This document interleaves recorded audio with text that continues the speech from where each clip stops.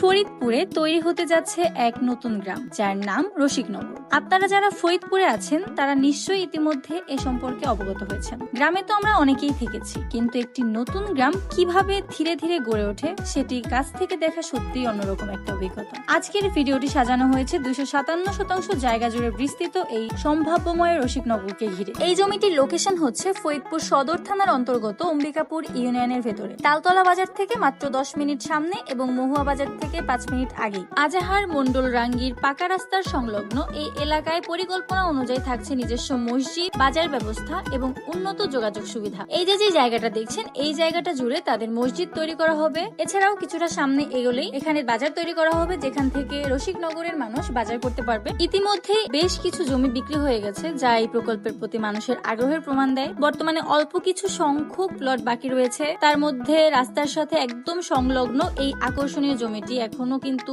বিক্রি হয়নি। তো আপনারা দেখতে পারেন গিয়ে নিরিবিলি পরিবেশ, শহরের খুব কাছাকাছি অবস্থান এবং ভবিষ্যতের উন্নয়ন সম্ভাবনা। আমি যে জায়গাগুলো দেখাচ্ছি এখানে দোকান দেওয়া হবে। সবকিছু মিলিয়ে এটি হতে পারে আপনার স্বপ্নের বাড়ি নির্মাণ কিংবা নিরাপদ বিনিয়োগের দারুণ একটি সুযোগ। এই যে মাটির রাস্তাটা আছে, খুব তাড়াতাড়ি এটিও সামনের মতো ইটের রাস্তা করে দেওয়া হবে। রাস্তার কাজ অলরেডি চলমান। কিছুদিন পর যখন এখানে বসতি উঠবে, থাকবে নিজস্ব মসজিদ, বাজার এবং প্রাণবন্ত একটি সুন্দর পরিবেশ, তখন হয়তো আবারও ঘুরে আসবো এই রসিকনগরে।